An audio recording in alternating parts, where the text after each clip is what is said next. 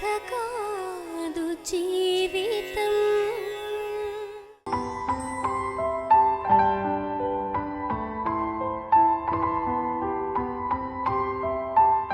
ఆడదాని కన్నీళ్ళకి కారణం మగాడు, ఆడదాని కష్టాలకి కారణం మగోడు, ఆడదాని బాధలకు కారణం మగోడు, ఆడదాని చావుకి కారణం మగోడు. ఇవి నేను చిన్నప్పటి నుంచి వింటా ఉన్నా.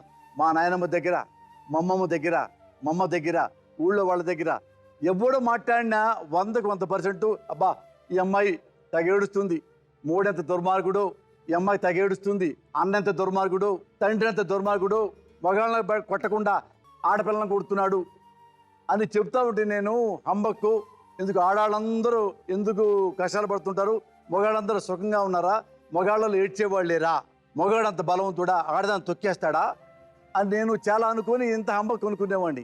రాను రాను వయసు పెరిగిన కొద్దీ, ఇంకా చెప్పాలంటే నా పెళ్ళైన తర్వాత, అప్పుడు నేను మొగుడిని కదా, ఏవైతే నేను చిన్నప్పుడు విన్నానో ఆడది కన్నీళ్ళకి మగాడు కారణం, కష్టాలు మగాడు కారణం, నేను కూడా నా భార్య కన్నీళ్ళకి నేను కూడా కారణమయ్యా. నా భార్య నా వలన కన్నీళ్ళు నిజంగా పెట్టింది, నిజంగా బాధపడింది, ఎన్నోసార్లు దుఃఖించింది నా ఆబ్సెన్స్లో.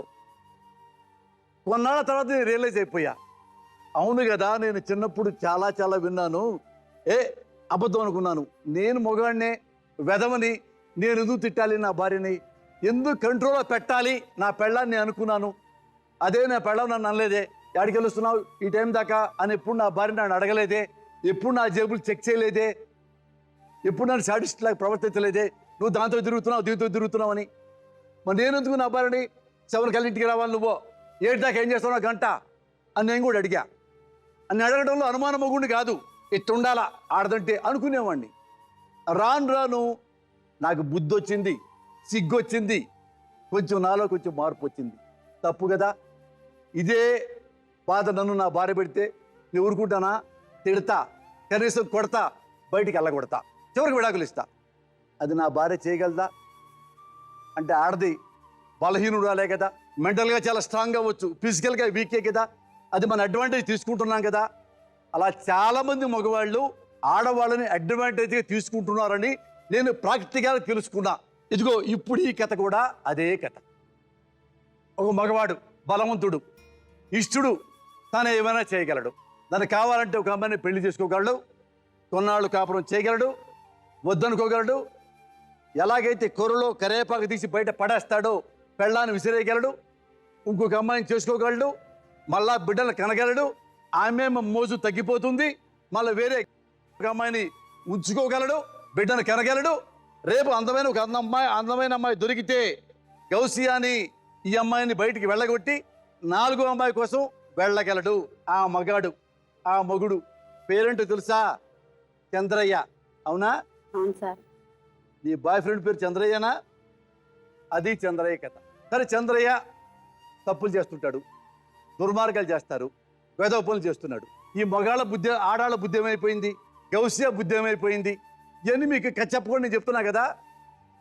మళ్ళీ ఒకసారి వెనక్కి వస్తా. అనగనగా ఒక చంద్రయ్య ఇప్పుడు ఒక అమ్మాయిని పెళ్లి చేసుకున్నాడు. ఆ అమ్మాయితో చిన్న అభిప్రాయ భేదాలు వచ్చినాయి, ఎలగొట్టేశాడు.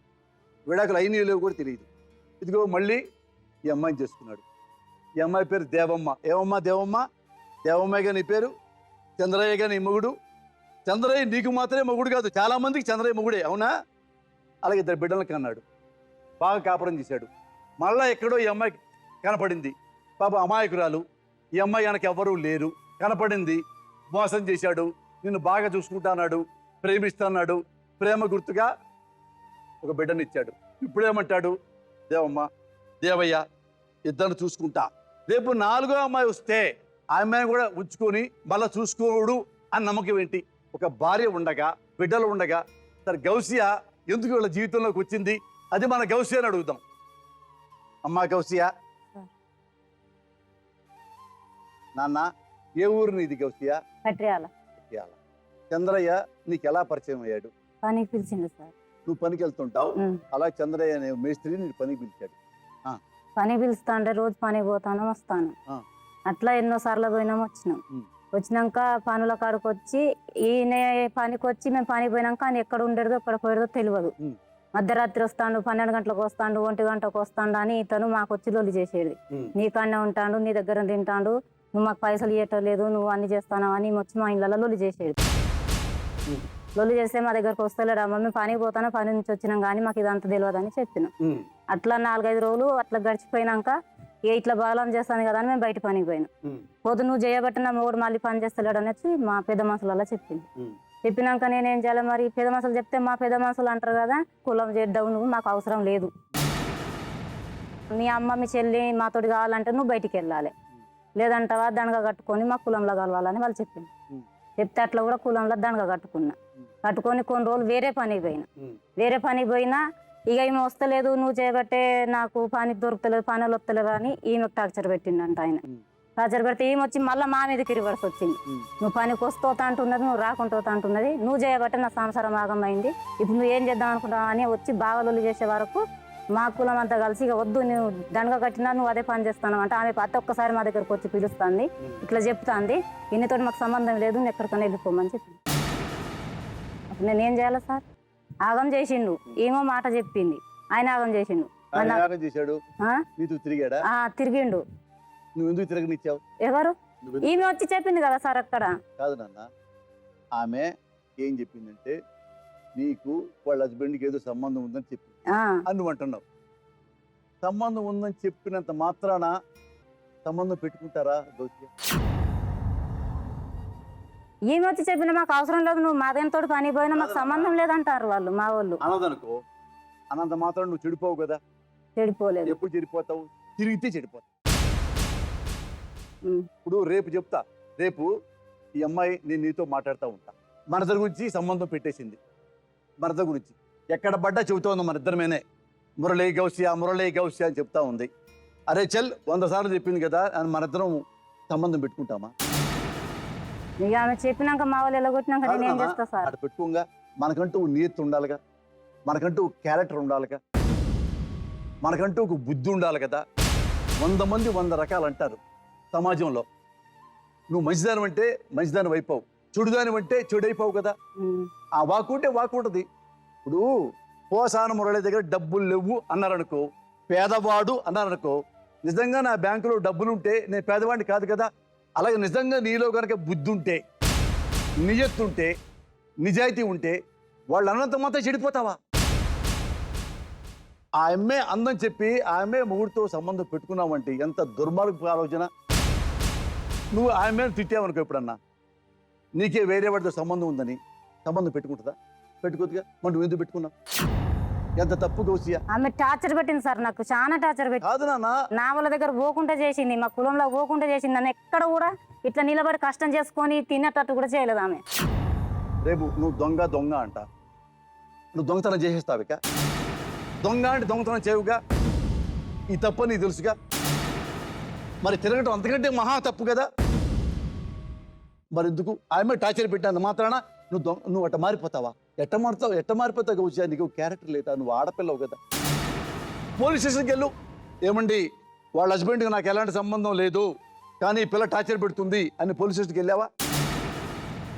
మరి ఎందుకు వెళ్ళా? నీలో తప్పు ఉంది కాబట్టి. ఎంతమంది ప్రపంచంలో ఆడపిల్లలు ఉన్నారు, రోడ్డు మీద ఒక అమ్మాయి వెళ్తుంది, నువ్వు పలా అబ్బాయితో తిరిగావు అనగానే ఎటు మురళి అన్నాడు కదా తిరుగుద్దా? ఈ చెప్పు తీసుకొని ప్రూవ్ చేయరని చెప్పుతో కొడతారు. అది కదా ఆడదాని క్యారెక్టర్. అలా కదా ఆడది నిప్పులాగా ఉంటుంది కదా. అక్కడే కదా ఆడదాని విలువ పెరిగేది. తనకి శీలం, తన గౌరవం, తన ఆత్మాభిమానం, తన పరువు, తన ప్రతిష్ట, తన స్వేచ్ఛ అన్నీ ఆడదానికి ఉంటాయి. ఆడదాని ఇష్టం, నీ ఇష్టం లేకుండా నీ మీద దోమ వలన ఎట్ట కొట్టి చంపుతావు కదా. దోమ వాళ్తుంది, రక్తం తాగనేమంటావా? చూస్తే ఉంటావు, అటు కూడా చంపేస్తావు కదా. అలాగే నేను మొగడు చేయబెట్టుకుంటూ చూస్తా ఊరుకుంటావు. చేయబెట్టుకుంటే ఎన్నోసార్లు కొట్టినాం సార్, మా ఇంట్లోకి వచ్చినా కూడా కొట్టినాం మేము. ఆయన నేను వద్దుగా నువ్వు ఉంటేనే ఉంటా, నాకు పిల్లలు టార్చర్ పెట్టుకుంటానని అక్కడ ఆమె టార్చర్ పెట్టుకుని ఆయన వచ్చి నన్ను టార్చర్ పెట్టుకున్నారు సార్. నేను చెప్పి నువ్వు విన్నావు కదా, మొత్తం విన్నావు కదా, తప్పే కదా. తప్పే సార్ నాది. అసలు నీకు చంద్రకి మీ ఇద్దరికి అక్కర సంబంధం పెట్టుకునేంత పరిచయం ఎలాగైందో చెప్పు సార్. ఇదే సార్, పనికి పోతానే, పనికి వెళ్ళినాం. నిన్ను ఇష్టపడ్డాడు. పనికి వెళ్తే పని చేసుకొని వస్తా అంటే ఈమె ఇట్లా ఇట్లా ఆ మాట్లాడదు పని తీసేనానా ఆమె కలపొద్దు నువ్వు. పనికి చాలా మంది ఆడవాళ్ళు వస్తారుగా, నీ అంటే ఎందుకు పడ్డాడు చెప్పు. పని నువ్వు ఒక్కదానే వస్తావా? వేరే ఆడవాళ్ళు వస్తారుగా, మరి అందరితో తిరగకుండా నీతో ఎందుకు తిరిగాడు చెప్పు. నువ్వు ఛాన్స్ ఇవ్వబట్టేగా, నీ ఛాన్స్ ఇవ్వబట్టే కదా. వేరే అమ్మాయిలు ఉన్నారు, వాళ్ళు ఎందుకు ఆయనతో సంబంధం పెట్టుకోవాలా? చెప్పు చూపిస్తారు కదా వాళ్ళు. నువ్వు చెప్పు చూపించలా, నువ్వు దారి చూపించావు. ఎందుకంటే నీకు ప్రాబ్లం ఉందనుకుంటా, నీకు ఎవరు లేరు. నీకు ఆల్రెడీ పెళ్ళయిందంట, నిజమేనా? ఎప్పుడు పెళ్ళయింది నీకు? చాలా రోజులు అవుతుంది. ఇది అది అక్కడికి పోతలేను ఇట్లనే నీ భర్త పేరేంటి? నీ భర్త ఎప్పుడో మర్చిపోయినాం ఆయన పేరు. ఇక వాళ్ళ సంబంధం లేదు. నువ్వు ఒక అబ్బాయిని పెళ్లి చేసుకున్నావు కదా, పెళ్లి చేసుకున్న అబ్బాయి పేరు గుర్తులేదా? ఎప్పుడో చిన్నతనంగా పెళ్లి చేసిన గుర్తు ఏముంటది. ఇప్పుడు 15 సంవత్సరాలు ఇప్పుడు ఈయనతోటి ఉంది. నువ్వు పెళ్లి చేసుకొని ఎన్ని సంవత్సరాలు కాపురం చేసావు భర్తతో? కాపురం చేయలేదు, 10 రోజులు కూడా ఉండలే అక్కడ. కాదు, పెళ్లి చేసుకుంటే మొగుడు పేరు గుర్తురాదా నీకు? లేదు సార్, గుర్తుకు లేదు. నమ్మబుద్ధి అవుతుందా? నువ్వు చెప్తే నేను నమ్ముతానా గౌసియా? మీ ఇష్టం, నాకైతే తెలియదు. తాళి బుట్టు కట్టిన మొగుడు నీ పేరు నీకు గుర్తులేదు, కానీ ఆమె మొగుడు పేరు మాత్రం నీకు గుర్తుంది. నీ మొగుడు కాదు కదా, ఆమె మొగుడే కదా. ఆమె బతికుండగా, ఆమె విడాకులు ఇవ్వకుండా నీ మొగుడు కాడు కదా. సమాజంలో నిన్నేమంటారు? నీకెంత కర్మైంది? ముక్కు, చెవులు, కళ్ళు, కలరు, అందంగా ఉన్నావు, చక్కగా మాట్లాడుతున్నావు, నీకు తప్పేదో మంచేదో రెండు తెలుసు. ఎందుకు వీడి పేరు నువ్వు నీ భర్త? ఇప్పుడు ఇష్టం లేని పెళ్లి చేశారు సార్. ఆయనకు పెళ్ళయింది, ఆమె భార్య చనిపోయింది. ఆయనకు నాకంటే డబల్ ఉన్నారు పిల్లలు. నాకు ఇష్టం లేక నేను వెళ్ళొచ్చింది. అమ్మ, ఆయనకి ఆల్రెడీ పెళ్ళయింది, బిడ్డలు ఉన్నారు, పెళ్లి చేసుకుని వదిలేసావు. ఆయనే వదిలిపెట్టిండు నన్ను. నా పిల్లలు నా ఎత్తుకున్నారు, అవసరం లేదు నాకు. కాకపోతే నా వాళ్ళు అందరు కట్టి నాకు చేసిరు కాబట్టి నేను తీసుకొచ్చుకున్నా కానీ నీతో సంబంధం లేదని చెప్పిండు. వాడికి ఆల్రెడీ పెళ్ళి అయింది, ఆడి బిడ్డలు ఉన్నారు, భార్య ఉంది, అందుకు నాకు ఇష్టం లేదన్నావు, అవునా? ఆయనకు భార్య లేదు సార్, పిల్లలు ఉన్నారు కదా. పిల్లలు ఉన్నారు. మరి ఆల్రెడీ వేరే మొగుడికి భార్య ఉంది, బిడ్డలు ఉన్నారు, ఇలాంటి ఇష్టమయ్యారు నీకు? నా జీవితం ఆగం చేసింది నేనే కదా. అది తప్పు నాన్న. ఆ మాట ఇప్పుడంటే అన్నావు ఈ బతుకు జట్కా బండిలో. ఎక్కడా అన్న మాకు ప్రపంచంలో నిన్ను నవ్వుతారు కాదు నాన్న. ఏం చేసింది? మీద సంబంధం ఉందంటే సంబంధం పెట్టేసుకుంటావా? ఏ వాంగం చేసి చెప్పు. బలంతంగా మూడు వచ్చి నీ మీద నెట్టిందా? చాలా మంది ఆడాళ్ళు ఉన్నారు పనికొచ్చేవాళ్ళు. ఈ ఆడదాన్ని కొట్టకుండా, ఈ ఆడదాన్ని తిట్టకుండా, ఈ ఆడదాన్ని ఇంటికి వెళ్ళకుండా నీ ఇంటికి ఎందుకు వచ్చి నిన్నే తిట్టింది చెప్పు. అబద్ధం ఆడితే న్యాయం జరగదు. నా దగ్గర అబద్ధం ఆడితే న్యాయమే జరగదు. తప్పు ఒప్పుకుంటే న్యాయం జరుగుతుంది. తప్పైనాను కదా సార్. తప్పున్నప్పుడు ఈ ఆడదైనా ఎందుకు అంత చెప్పు నాన్న అంటారు. నువ్వెందుకు తొందరపడి ఉంటావంటే నాకు తెలిసి వాడు నిన్ను మోసం చేసి ఉంటాడు. నేను బాగా చూసుకుంటా అన్నాడు, నువ్వు వద్దని ఉంటావు. వెంటబడి తిరుగుతుంటే గతిలాగా సంబంధం పెట్టుకున్నావు. ఇంటికి వెళ్ళి బయట చెప్పాడు, మొగుడితో చెప్పాడు, నాకు ఇంకో అమ్మాయి ఉంది, అమ్మాయి చూసుకుంటా అన్నాడు. గొడవ పడింది, అందుకు నీ దగ్గరికి వచ్చింది తప్ప ఆమె పాపం నీ గురించి మాటలు ఇంతవరకు పిచ్చితే కాదు కదా. నీ దగ్గర ఎందుకు వస్తుందా అన్న? నేనేం తప్పు చేయలేదు అనుకున్నాను. నా భార్య నన్ను ఎందుకు అంటది? దేవమ్మా తప్పు చేశాను నాన్న, ఇంకెప్పుడు నేను గౌశాయంగా చూడను అంటే కాపురం బాగుండేది. వాడేంది, నువ్వు కొత్తగా వచ్చావు, నువ్వు అందంగా ఉన్నావు, నీకెవ్వరు లేరు, నీతో ఎప్పుడు వెళ్ళినా ఏ గోల లేదు, ఆయన కొట్టేవాడు ఎవడు లేడు, డైరెక్ట్ నీ దగ్గరికి వచ్చాడు, సంబంధం పెట్టుకున్నాడు. అట్లా నాగం చేసింది సార్ నన్ను.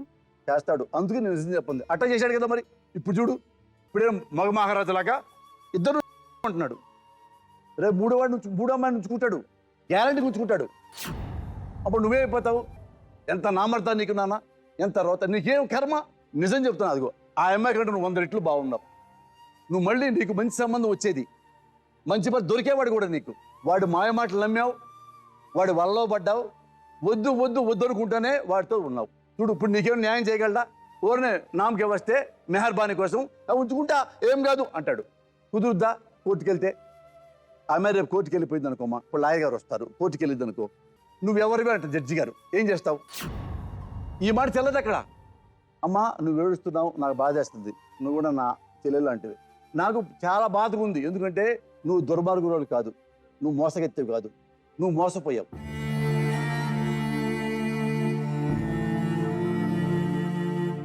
వాడి మాటలు నమ్మి మోసపోయావు, అదే నేను అనుకుంటుంది. తప్పు. మరి ఇంత పెద్ద తప్పు, మరి నీ జీవితాన్ని ఎలా కాపాడుకుంటావు? నువ్వేం చేద్దాం అనుకున్నావు ఒకసారి ఆలోచించు. దేవునితో మాట్లాడితే ఈలోపు కలిసి ఉండే అవకాశం ఉండదు. రెండో భార్య కాలేవు, రెండో పెళ్లి చెల్లదు, నువ్వు జైలుకి వెళ్తావు, నీ బిడ్డ అనాథైపోతాడు. అతను జైలుకి వెళ్తాడు. ఆ పిల్ల కూడా ఆ బిడ్డలు వేసుకుని రోడ్డు మీద పడి తిరుగుతాడు, ఏడుస్తూ ఉంటాడు. ఒక 5 నిమిషాలు ఆలోచించు. దేవమ్మ, చూస్తుంటే నేను నీ కళ్ళు ఎలా ఉన్నాయి చెప్పంటావా? నీ కళ్ళతోనే, ఏదో సినిమాలో డైలాగ్ ఉంది, కంటి చూపుతోనే చంపేస్తారంటావే, బాలకృష్ణ గారు అంటారు. అలా నువ్వు కంటి చూపుతో చంపేసి ఎలా ఉన్నావు, అంత కోపమే ఉన్నావు. అవునా? చాలా కోపం ఉంది, చాలా బాధ ఉంది నీకు. నాన్న, మీ కథ ఏంటి? నువ్వు చెప్పు నీ నోటితో. పెద్దలు పెళ్లి చేశారు నాకు. నా తరపు మా అమ్మ నాన్న లేరు నాకు. మా అమ్మ ఉండే, మా నాన్న వదిలిపెట్టిండు. మా నాన్న మా అమ్మ వల్ల మేనత్త, మళ్ళీ మా ఆయన వల్ల చిన్న ఆయన బిడ్డ ఇప్పుడు వచ్చింది. ఆమె వరంగల్లో కూరగాయలు అమ్మేదట, మా నాన్నమ్మ కూరగాయలు అమ్మేది. వాళ్ళిద్దరు పరిచయం అయ్యారు. పరిచయం అక్క నువ్వు బాగున్నావు అంటే ఇట్లా అట్లా అంటున్న తర్వాత మా ఊర్లో అబ్బాయి ఉన్నాడు, మీకు పిల్లలు ఉన్నారా, మనం దూరం చుట్టూ దగ్గర చేసుకుందాము అంటే మా మేనగోడలు బిడ్డ ఉన్నదని మా నాన్నమ్మ చెప్పిందట. నీ పేరు? నా పేరు దేవం ఉన్నది. మనం చుట్టిరకం లేదు కదా, విడిపోయినాం కదా, మళ్ళీ కలుసుకుందాము అని చెప్పిన తర్వాత ఆ విషయం మా అమ్మతో చెప్పింది. మా అమ్మతో నా బిడ్డకు 14 సంవత్సరాలు 15 సంవత్సరాలు ఉన్నాయి, ఇప్పుడు పెళ్లి చేయను, నా దగ్గర పైసలు లేవు, నాకు ఎవరు లేరు అని మా అమ్మ గొడవ చేసింది. మా అమ్మ గొడవ చేస్తే నువ్వు ఎవరికి ఇచ్చి పెళ్లి చేస్తావు, వాడు మా మేనమామ కొడుకు అయినా బాగా చూసుకుంటాడు, వానికి అక్కడ ఆస్తి ఇట్లా ఏం లేదు, మనకి ఇల్లు సాగుంది కదా, మన ఇల్లు సాగిద్దాం, మన ఇంటికనే ఉంచుకుందాము, చిన్నపిల్లప్పుడే పెళ్లి చేయాలి కానీ పెద్దగా మన చేతులు ఉండరు, మనకు పైసలు లేవు, నిందలు వస్తాయి, నేను చెప్పినట్టు నీకు తెలియదు అని మా అమ్మకు సమాధానం చెప్పి నాకు చెప్పిళ్ళు. నాకైతే అమ్మ నేను చేసుకోను మళ్ళీ అందులో ఒకటి నాకు భార్య ఉన్నదని వాళ్ళకి చెప్పిళ్ళు అన్నట్టు. ఆయనకు భార్య ఉన్నదంటే కొడుకున్నాడు ఆల్రెడీ పెళ్ళి అయిన ఆయనకు నన్ను ఇస్తానంటాను విన్నానమ్మ, నేను చేసుకోను అన్న. చేసుకోనంటే నన్ను బెదిరిచ్చిళ్ళు, నువ్వు చేసుకోకుండా మీ అమ్మ ఉన్నదా, మీ నాన్న ఉన్నారా, నీకు అన్నదమ్ములు ఉన్నారా, నీకు అక్క చెల్లెలు ఉన్నారా, నీకు వెనక అసలు ఎవరు లేరు కదా, నువ్వు చేసుకోవాలి, నువ్వు చేసుకోకుండా ఇట్లా వాళ్ళు మనోళ్ళు, మనకు సంబంధం కలిసిన వాళ్ళు మనం చెప్పినట్టు తింటారు, తను వచ్చి నీ దగ్గరనే ఉంటాడు, మీ అమ్మకు చనిపోతే అన్ని తీర్లా చూసుకుంటాడు, నీకు ఎవరు లేరు కదా, మేము చెప్పినట్టు మా కుటుంబాలు ఉంటాం, మాకు కలిసినట్టు ఉంటారు. మా నాన్నమ్మకు 3 కొడుకులు, మనకు 3 బాబాయిలు ఉన్నారు, బాబాయిలతో పాటు ఈయన ఉంటాడు, బాబాయిలతో పనికి వెళ్తాడు, మనం ఇక్కడనే ఉంచుకోవచ్చు, వద్దు బిడ్డ నేను చెప్పినట్టు వినమన్నారు. ఇక సరే అనుకున్నాం, పెళ్లి చేసుకున్నాం. పెళ్లి చేసుకున్న తర్వాత 3 సంవత్సరాలు మా అమ్మ సంవత్సరం వెళ్ళకముందే చనిపోయింది. పెళ్ళి అయినాక నా పెళ్ళి అయినాక చనిపోయిన తర్వాత బుజ్జి మనం ఇక్కడ వద్దు, మాకు ఊరి పాలు ఉంది, అక్కడ కట్టెల కాడ ఊరి పాలు ఉన్నది, మా నాన్న ఆగమవుతాడు, మా అమ్మ లేదు, నాకు అన్నయ్య ఉన్నాడు, మా వదిన ఉన్నది, మాకు అక్క ఊళ్ళూరులోనే ఒక ఆమె ఉంది, మనం అక్కడనే ఉండి ఏదైనా పని చేసుకుందాం. అంతకుముందు ఫస్ట్ భార్యకి ఇల్లు దాకా అమ్మిచ్చేసిండట, అదే ఇల్లు దాకు ఎదురు మనం పని చేసుకుని పైసలు కట్టుకుందాం, ఆ ఇల్లు మనకు ఉంటుంది, మనం పోయి అక్కడనే ఉందాము, మనం వద్దు ఇక్కడ.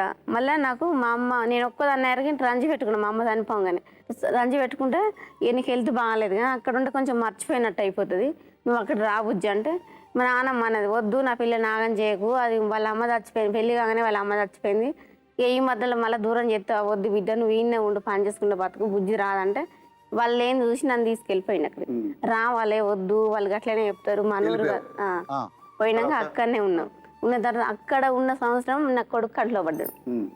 అట్లా 9 నెలలు ఉన్నాం.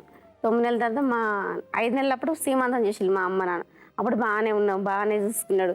పెళ్ళైన అప్పు ఉన్నది, 10-15 వేలు అప్పు ఉన్నది అటు ఈయనకు ఉంటే బుజ్జి ఇక్కడ ఉండే పని దొరుకుతలే, వద్దని పెట్ల ఉందాం, వాళ్ళ పెద్ద అక్క ఉంటుంది అక్కడనే ఉందాం, మనం అక్క పనికి వెళ్తుంది, నువ్వు ఇంటికాడ ఉండొచ్చు, నేను పని చేస్తా, అప్పులు తీద్దాం, మనం దాన్ని ఇంత ఇల్లు జాగ్ కొనుక్కుందాం, ఇల్లు జాగ్ కట్టుకుని అక్కడనే ఉండాలి మనం అని చెప్పింది. సరే మంచి మాటనే కదా, నేనేం చేసినా మళ్ళీ అందులో మా అమ్మ నాన్న లేరు కదా, నాకు ప్రెగ్నెంట్ ఎవరు చేస్తారు, నాకని ఈయన మంచి ఆలోచనే కదా అని నేను పోయి అక్కడనే ఉన్నా. 9 నెలలకు నేను అక్కడనే డెలివరీ అయినా. నాకు కొడుకు పుట్టినాక మళ్ళీ ఏం చేసిన వాళ్ళ చిన్న అక్కలు ఇంటికి తీసుకుని మళ్ళీ కట్టాలి, వాళ్ళు పండుగ చేసుకున్నారు, ఎల్లమ్మల పండుగ, ఒక అంటుముట్టు ఉంటుంది అక్కడ ఉండొద్దు, ఒక 4 రోజుల పాటు ఇక్కడ ఉండాలి అని మళ్ళీ ఇక్కడ తీసుకొచ్చిండు. వాళ్ళ చిన్న అక్క తీసుకొచ్చుకుంది, చిన్న అక్క ఇంటికాడనే ఉన్నాం. అక్కడ ఉన్న తర్వాత మళ్ళీ ఏం చేసి నువ్వు వేరే పక్కకు రేకులు వేసిండు, రేకులు వేసిన తర్వాత మనం ఇక్కడనే ఉందో వద్దాం పెట్ట కొద్దుతి అన్నాడు. మళ్ళీ ఏం చేసిన ఆ రేకులు ఆడ ఉండకుండా ఆడ 4 నెలలు ఉన్నాడు, మళ్ళీ తీసుకుపోయి మా పెద్ద బిడ్డలు ఇంటికానే ఉంచిండు. అక్కడ ఉంచిన తర్వాత ఇక అప్పుడు మంగళవారం చిట్టీలు వస్తాయి, 30,000 రూపాయలు చిట్టి ఎత్తుకున్నాం మేము. ఎత్తుకుని వాళ్ళ పెద్ద అక్కకి ఇచ్చిండు, బుజ్జి మనకు ఉంటే ఖర్చు అవుతాయి, వద్దు అక్క ఇల్లు సాగు కొనిస్తానంటాను కదా, ఇల్లు సాగుకి ఇద్దామని ఆమెకి ఇచ్చినాం. ఆమె ఏం చేస్తాను డబ్బులు ఇవ్వండి ఇస్తలేదు, ఏం లేదు అట్లా గొడవలు అయినా మంచిగానే ఉన్నాం. అందులో మళ్ళీ ఈ పాప కడుపులో పడ్డది నాకు, మళ్ళీ ఈ కడుపులో పడ్డది ఆమె దంట సారు, ఆమె వచ్చింది, ఆమె పనికి వచ్చేది అన్నట్టు, అప్పుడు అప్పుడు మీ ఆయన ఏంటి మేస్త్రియా? మేస్త్రి పని ఇస్తాడు. ఇక పని చేసుడు అప్పటి నుంచి ఇంటికి డబ్బులు ఇవ్వకపోవడు. నన్ను అక్కడ వదిలిపెట్టిండు. ఇక అక్కడ వదిలిపెట్టింది కట్టెలకనే ఉంటాడు. ఇక వీళ్ళింటికానే తినుడు, వీళ్ళింటికానే పండుడు, వీళ్ళింటికానే చేసుడు. ఇక మా ఊరు కొంచెం 10 రూపాయలు ఛార్జ్ అయినా అక్కడికి. ఇక చూసిన వాళ్ళు మీ ఆయన ఇట్లా ఎత్తాను అట్లా ఎత్తాను, నువ్వేంది ఇక్కడనే ఉంటాను, వచ్చి కట్టెల కాడ ఉంటావా ఉండవా అని వాళ్ళు కూడా ఎత్తారు అంటారు కదా. ఇంటి పక్కల వాళ్ళు వీళ్ళు చెప్తారు.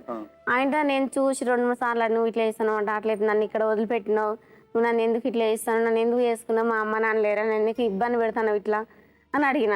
లేదు మంది మాటలు పట్టుకోవద్దు బుజ్జి, మన సంవత్సరం ఆగమవుతుంది, నాకు ఎవరు లేరు నీకు ఎవరు లేరు, నాకు నువ్వు నీకు నేనే ఉన్నావు గంతే, నువ్వు ఎవరి మాట నమ్మొద్దు అని అన్నాడు. నేను డెలివరీ అయ్యేదాకా అక్కడ నన్ను 1 సంవత్సరం అంత ఇక మళ్ళీ అక్కడ డెలివరీ అయిన నాకు నొప్పులు వస్తున్నాయి అని 3 రోజులు ఫోన్ చేసినాం. శనివారం నుంచి మొదలు పెట్టి సోమవారం దాకా చేసిన. ఈ అమ్మాయి దగ్గర నుంచి ఉంటాండే కానీ మాకు ఏ ఆన్సర్ చెప్తలేడు, రావట్లేడు. ఇక మా ఆడబిడ్డ ఆమె కమ్మలు ఉండే, ఆమె కమ్మలు హాస్పిటల్లో పెట్టి నాకు డెలివరీ చేసింది. తర్వాత తెల్లారినాక 1500 రూపాయలు తెచ్చిచ్చిండు. అయ్యే 1500 కానీ మళ్ళీ రూపాయి తెచ్చియాలి. ఇక మా పెద్ద ఆడబిడ్డ ఆమె గొడవ చేసి నన్ను హాస్పిటల్లో వదిలిపెట్టిళ్ళు. ఆమె సందలు ఆమె వెళ్ళిపోయింది, ఈయన సందలు ఈయన వెళ్ళిపోయిండు. అట్లా నేను వారం రోజులు ఉన్నా విశారాన్ని హాస్పిటల్ ఉంటే. మేడం ఏం చేసిన, మేడం అమ్మ నీ తరపున ఎవరు రావట్లేదు కదా, ఇక నేనే ఆటో కిరాయి ఇస్తానని ఆమె ఆటో కిరాయి ఇచ్చి అందులో ఉన్న ఆయమ్మతో పంపించి నాకు ఇంటికాడ వాళ్ళ అక్క వాళ్ళ ఇంటికాడ తోలింది. నువ్వు ఇట్లా ఎందుకు చేస్తాను అని మళ్ళీ నేను ఫోన్ చేసి మాట్లాడినా. ఫోన్ చేసినంత ఎవరు ఇప్పుడు చేస్తాను, ఎవరు నువ్వు అని నేను అడితే ఎవరైతే నీకు ఎందుకే, నీకు నీకేం పనే, నువ్వు ఎందుకు ఫోన్ చేస్తావే నాకు, నువ్వు ఎవరివే అని మాకు గొడవ చేస్తుంది అతను. చల్ నువ్వు ఎవరితో అంటే నన్ను నా మోహన్ సెల్ నీ కాడ ఎందుకుంటా, నువ్వెవరని నేను అడిగిన. అడితే స్విచ్ ఆఫ్ చేస్తుంది. ఇక అందులో తర్వాత మళ్ళీ డెలివరీ అయినాక ఇక ఇట్లా గొడవ ఇంటికి వచ్చినాక చేసిన కదా, మళ్ళీ ఇక 21 చేద్దామన్న తెల్లారి మళ్ళీ వచ్చిండు. చందు అని పిలుస్తుంది వాళ్ళక్క. చందు ఎట్లరా మరి 21 పిల్లకి పురుడు చేయాలా, నువ్వు పోయి అక్కడనే ఉంటాను, నా గండవా నా పిండవా నా కొడుకు గిట్ల నేను చేసుకున్నారా, నువ్వు నా కోడలువా, నువ్వు నా ఇంట్లోనే ఉంటావా, వాడు అక్కడ పోతావు నువ్వు ఇక్కడ పోతావు, నీకు ఎవడు గతి లేడు, నేనే చేస్తాను అన్ని తిరలాను అని ఆమె తిడుతుంది. అంటే ఇక నేను నాకు సద్దం అనిపించి పిల్లల్ని తీసుకొని ఇట్లా రోడ్ ఎక్కి వచ్చిన.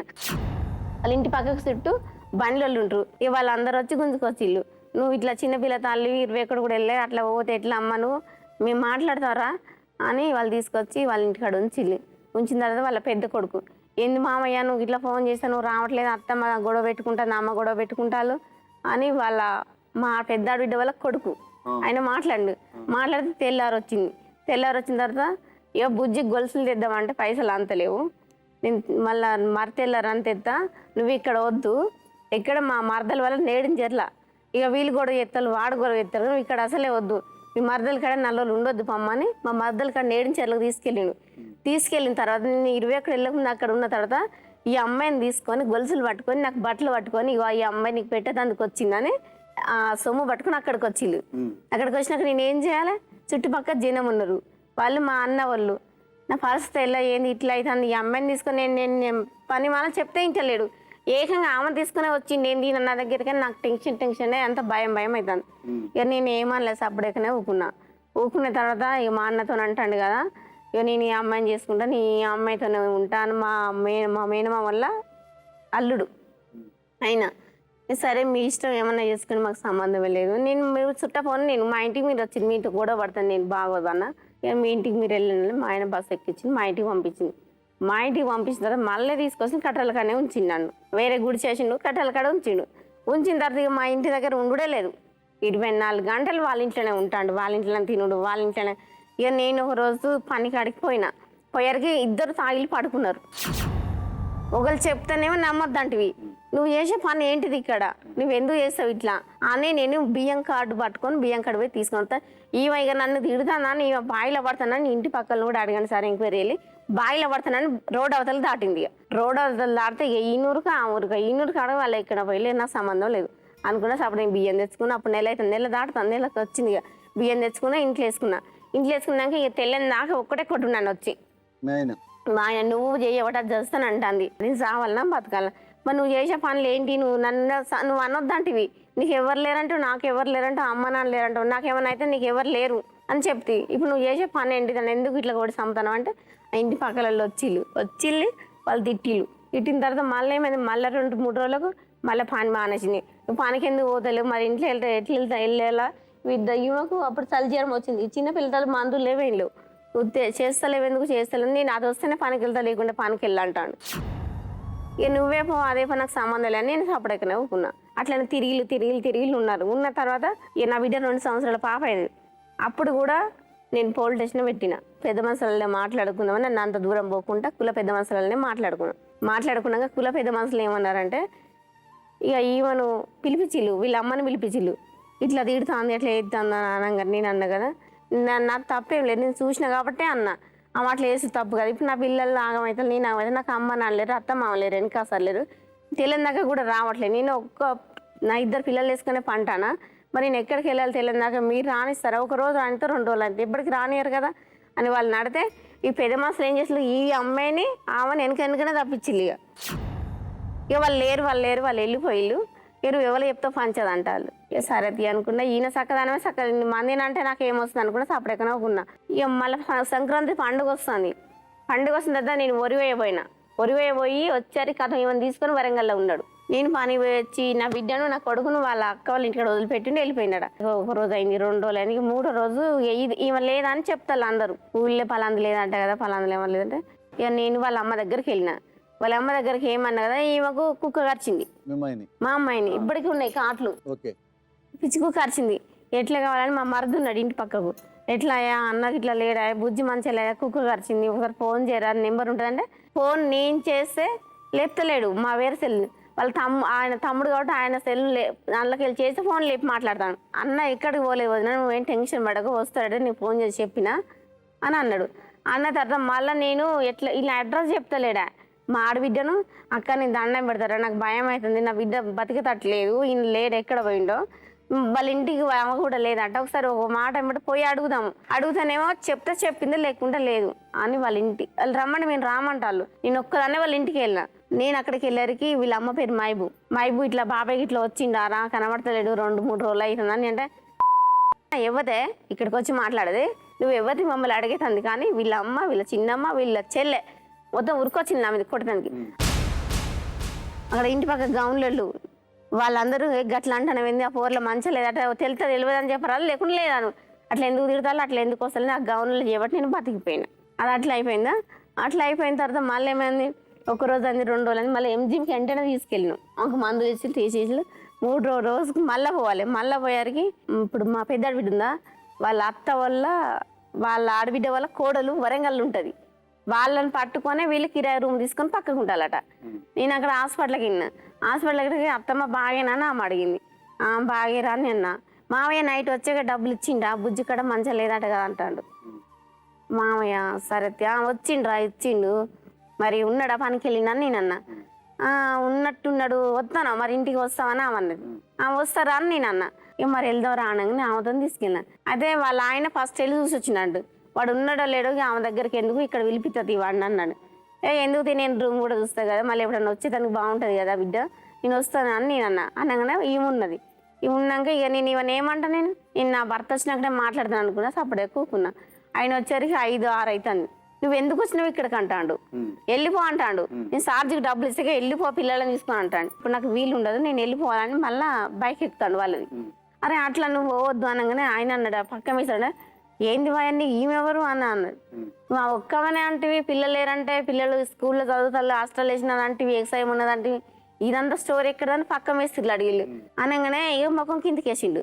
అది కాదు సార్, నేను వాళ్ళ భార్యను, ఇక నాకు 2 పిల్లలు, నా పిల్లలను వదిలిపెట్టి ఏమని తీసుకొని వచ్చిండు, ఇది మీకు పద్ధతి ఇట్లా చేస్తున్నాను అనగానే, చంద్రు అది మంచి పద్ధతి కాదు, నీకు భార్య ఉన్నాక ఈ అమ్మాయిని ఎందుకు ఆగం చేస్తున్నావు, కడుపు కాలే, ఇంకా నువ్వు ఈ అమ్మాయిని వాళ్ళ ఇంటికాడ వదిలిపెట్టు, నీ భార్యతో నువ్వు 10,000 రూపాయలు అప్పు ఇచ్చిన కదా, అప్పు నువ్వు మీ ఇంటికి కాల్సిన వచ్చి 10,000 అప్పు తీసుకో, అవి కాకుండా ఇంకా 10,000 ఇవన్నీ నేను ఇస్తాను, నువ్వు ఇల్లు తాగలేదు అంటాను కదా, నువ్వు ఇల్లు కొనుక్కో, ప్లాట్ కొనుక్కొని ఇల్లు కట్టిస్తానని అక్కడ వాళ్ళు చెప్పినట్టు తినాలి కదా.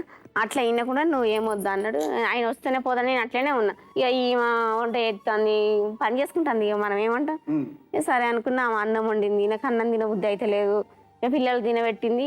ఇక నేను ఇటు పండుకున్నా, పిల్లల మధ్యలో పక్కన ఆయన పండుకున్నాడు.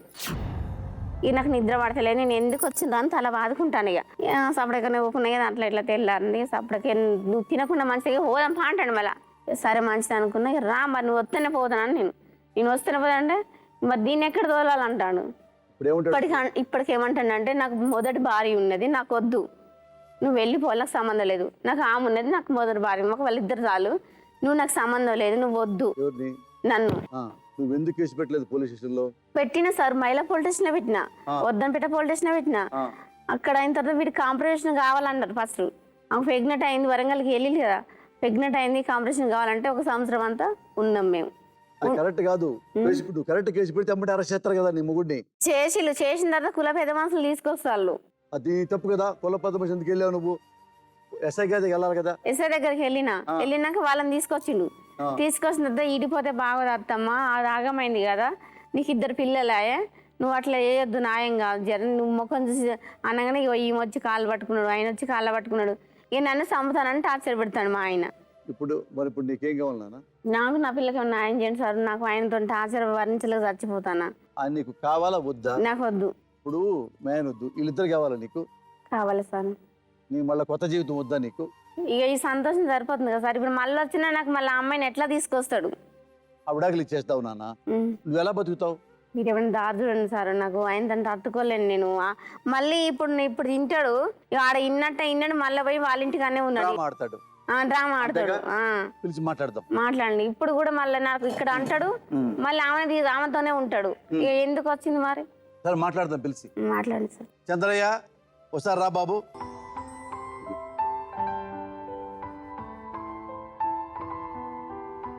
చంద్రయ్య, నీకెంత వయసు?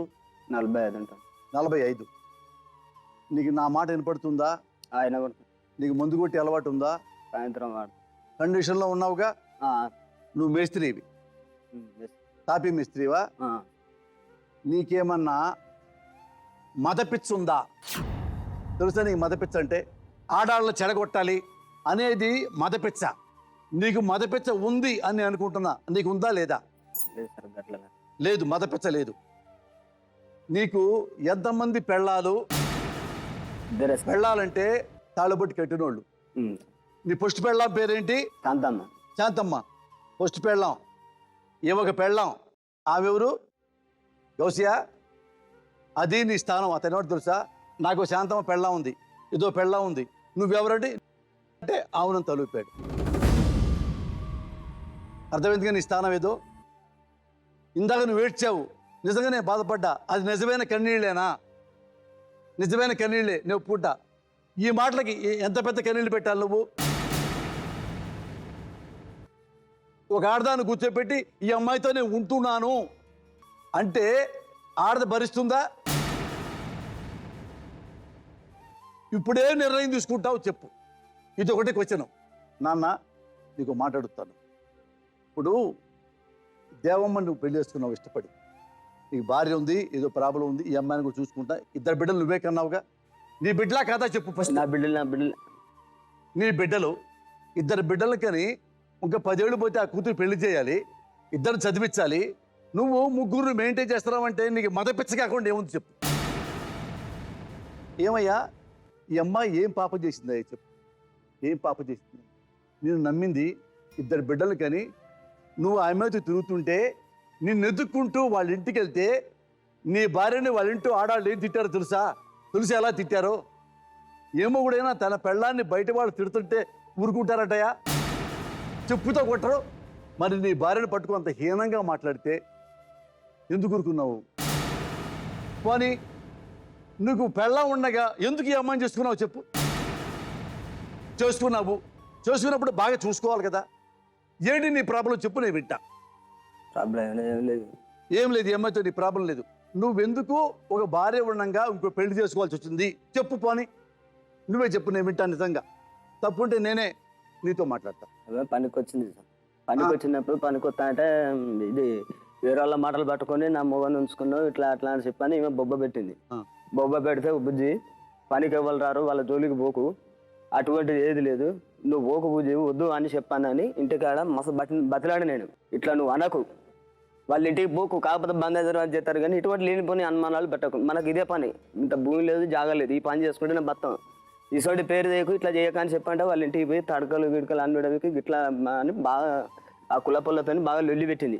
ఇక ఈ సంగతి అని చెప్పంటే ఇక సరే అయింది ఏదో అయింది చెప్పి తినకపోతే వాళ్ళ ఇంటికి పోయి కులం మీద గిట్ట చెట్టి మరి గిట్లా చెప్పి తినకపోతే ఇప్పుడు ఏంది కథ అని చెప్పానంటే అయిందేందో అయింది పోయిందేదో పోయింది మేము కలిసి బతాం అన్నది ఆమెను కులపుల్లు ఎలా పెట్టినాక ఏమన్నది.